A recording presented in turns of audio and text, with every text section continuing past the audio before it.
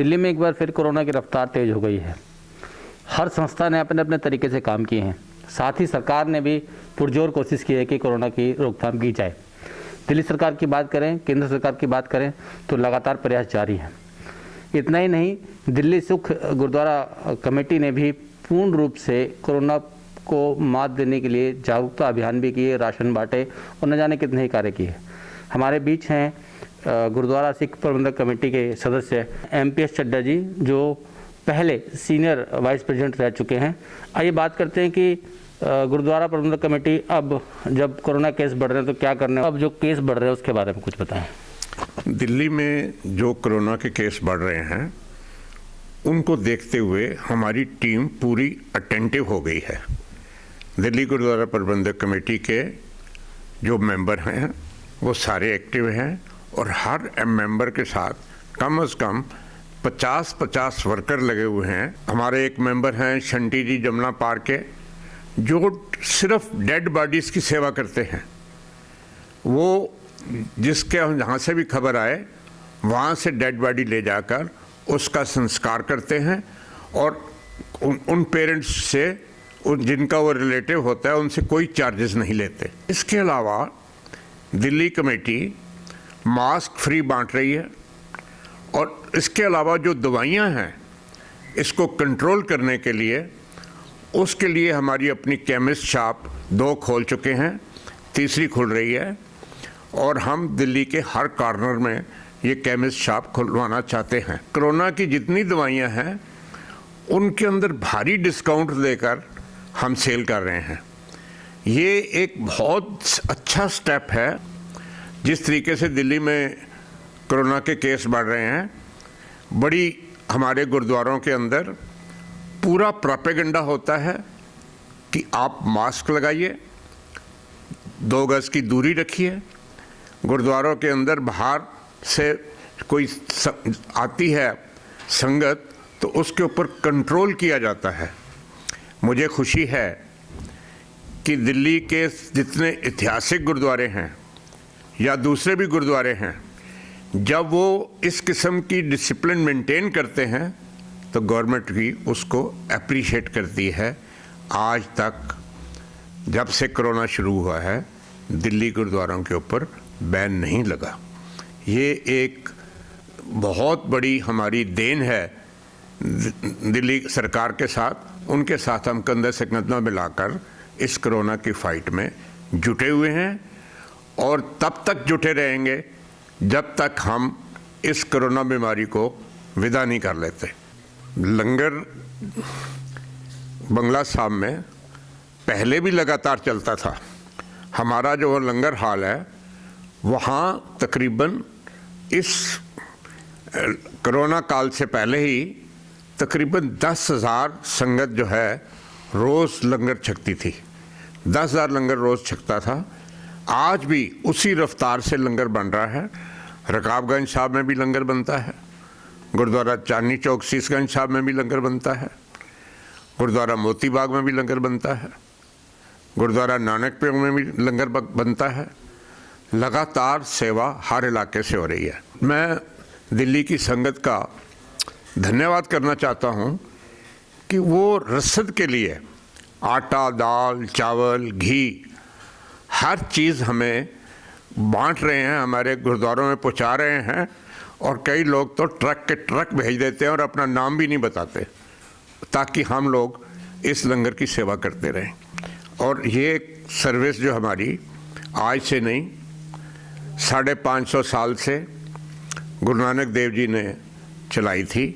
गुरु नानक देव जी ने 20 रुपये का, जो उस वक़्त 20 रुपये थे कि आज की डेट में तो मैं समझता हूँ 20 करोड़ होंगे, वो रुपया से लेकर उन्होंने लंगर उन लोगों को खिलाया जिनको उस वक़्त रोटी की खाने की ज़रूरत थी। हमारे देश के यशस्वी प्रधानमंत्री नरेंद्र मोदी जी के लिए आप क्या कहेंगे? नरेंद्र मोदी जी के लिए बड़ी एक सिंपल बात है कि वो देश के छोटे से छोटे आदमी को, स्टूडेंट को, गरीब आदमी को और अमीर आदमी को सबके टच में रहते हैं, जो मन की बात हर महीने करते हैं वो आप सुने तो आपको पता लगेगा कि नरेंद्र मोदी जी नीचे बॉटम तक के जो हमारे निवासी हैं, देशवासी हैं, उनकी सेवा करना चाहते हैं। चड्ढा साहब, एक गुरुद्वारा सिंह प्रबंधक कमेटी को या कहें कि दिल्ली कमेटी को 4 साल होने वाले हैं, फरवरी में शायद 4 साल कंप्लीट हो जाएंगे। तो इस दौरान क्या क्या ऐसे कार्य हुए जिससे कि आगे आने वाले चुनावों के अंदर या कहें कि सिख समाज बहुत आपको अप्रिशिएट कर रहा है या पूरी कमेटी को अप्रिशिएट कर रहा है?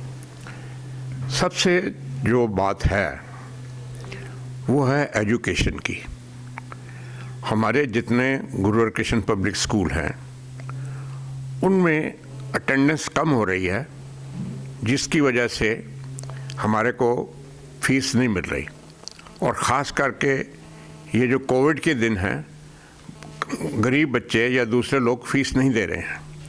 हमें फिर भी टीचर्स को तनख्वाह देनी पड़ती है और हम दिल्ली गुरुद्वारा प्रबंधक कमेटी से तकरीबन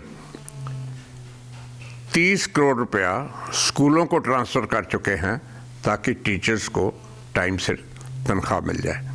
इसके अलावा हमने एक एकेडमी बनाई है जिसका ऑफिस माता सुंदरी कॉलेज के अंदर रखा गया है।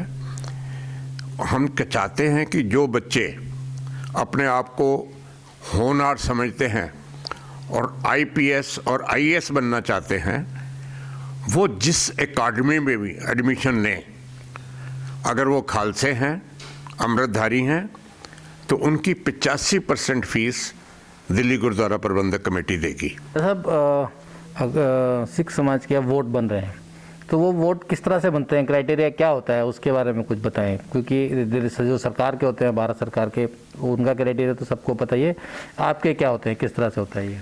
हमारे यहाँ जो वोटर बनते हैं उनका क्राइटेरिया है कि वो सिख होने चाहिए, वो पूरी दाढ़ी रखते हों, पूरे सिर के बाल रखते हों, पगड़ी बांधते हों और अपने आप को समाज सेवा के लिए तत्पर रहते हों।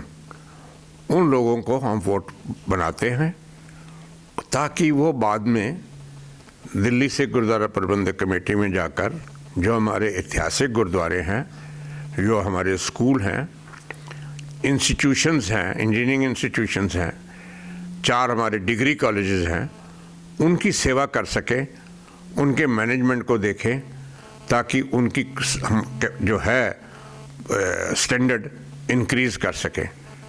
मैं दिल्ली यूनिवर्सिटी का आभारी हूँ कि हमारे जो 4 कॉलेजेस, डिग्री कॉलेजेस हैं, उनके अंदर सिखों के लिए 50% सीटें रिज़र्व कर दी गई हैं और उससे हमारी सिख कम्युनिटी को बहुत फ़ायदा होता है।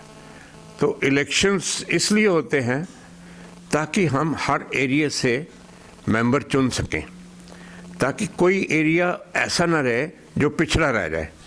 और जब पिछड़ा नहीं रहेगा, उसकी तरकीब ये होती है कि वो रिप्रेजेंटेटिव बने। दिल्ली के अंदर 70 एमएलए की सीटें हैं, लेकिन हमारी सीट 46 है, 46 सीटें हैं। तो हमारे अंडर 1 से 2 एमएलए सीट्स के ऊपर हमारा एक मेंबर चुना जाता है। तो मैं समझता हूँ कि जिस तरीके से सिख कम्युनिटी सेवा कर रही है, उस तरीके से यहाँ के रिप्रेजेंटेटिव चुनना बड़ी ज़रूरी है। और उनकी वोट्स जो हैं वो जब भी इलेक्शन होता है उससे पहले रिवाइज़ हो जाती हैं, और आजकल भी वो वोट्स रिवाइज़ हो रही हैं।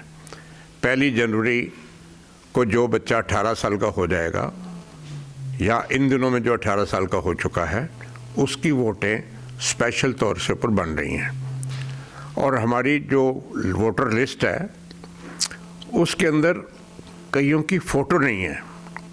हम भी कोशिश कर रहे हैं कि उनकी फ़ोटो लग जाए, और दिल्ली गवर्नमेंट भी कोशिश कर रही है कि उनकी फ़ोटो उसके अंदर लगा दी जाए। तो ये मैं समझता हूँ कि ये वोटर लिस्ट जल्दी कंप्लीट हो जाएगी और मार्च अप्रैल में हमारे इलेक्शन हो जाए। एक जो दिल्ली के अंदर डायलिसिस को लेकर आपका एक बहुत बढ़िया प्रकोप चल रहा है, उसके बारे में कुछ बताएं कि डायलिसिस कैसे कर रहे हैं दिल्ली में और कितना फ़ायदा हो रहा है लोगों को। जहाँ तक डायलिसिस का सवाल है कि दिल्ली के अंदर डायबिटीज़ बढ़ रही हैं और ये एक ऐसी बीमारी है जो मैं समझता हूँ कि सारे वर्ल्ड के अंदर है और हिंदुस्तान के अंदर भी काफ़ी है। लेकिन दिल्ली के अंदर हमें कई गुरुद्वारों के अंदर हम डायलिसिस मशीनें लगा रहे हैं और लोगों का डायलिसिस कर रहे हैं। जहाँ हॉस्पिटल्स के अंदर डायलिसिस के लिए लोगों को 1200 से 1500 रुपये देने पड़ते हैं, वो हमारे इंस्टीट्यूशंस 600 रुपये में कर रहे हैं और कईयों के लिए वो फ्री भी कर रहे हैं। जैसे रजौरी गार्डन गुरुद्वारा के अंदर हमारी डायलिसिस मशीनें लगी हुई हैं और लोगों की लगातार सेवा हो रही है। इसी तरीके से पीतमपुरा के अंदर सैनिक विहार गुरुद्वारा के अंदर भी डायलिसिस मशीनें 6 मशीनें लगी हुई हैं और लोगों की हम सेवा कर रहे हैं। गुरुद्वारा बंगला साहब के अंदर भी डायलिसिस मशीनें लगी हुई हैं और लोग उसका बड़े अच्छे तरीके से इस्तेमाल कर रहे हैं, क्योंकि जो रेट हम चार्ज करते हैं वो और कोई हॉस्पिटल नहीं कर सकता, कोई इंस्टीट्यूशन नहीं कर सकता। लेकिन हमारी कोशिश हो रही है कि गवर्नमेंट्स के अंदर मिलकर हम बालाजी हॉस्पिटल के अंदर एकदम 99 या 100 मशीनें का इंतज़ाम करके वहाँ डायलिसिस मशीनें लगा के लोगों की कम से कम चार्ज लेकर उनकी सेवा कर सकें। डायलिसिस मशीनें आज की डेट में हर एक को ज़रूरत है और जो बड़े बड़े हॉस्पिटल लेते हैं उनके चार्जेस भी बहुत हैवी होते हैं। मैं उम्मीद रखता हूँ कि इस तरीके से, जिस तरीके से हमारे गुरुद्वारों में या दिल्ली गुरुद्वारा प्रबंधक कमेटी डायलिसिस मशीनों का इंतज़ाम कर रही है, दिल्ली के अंदर ऐसा ऐसा और हमारे गुरुद्वारा साहब इंस्टीट्यूशंस डायलिसिस मशीनें लगाएंगे और लोगों का इसको फ़ायदा होगा। धन्यवाद चड्ढा जी आपका समय देने के लिए। अभी आप देख रहे थे एमपीएस चड्ढा जी के साथ हमारी बातचीत। आप हैं मुकेश कुमार। Thank you.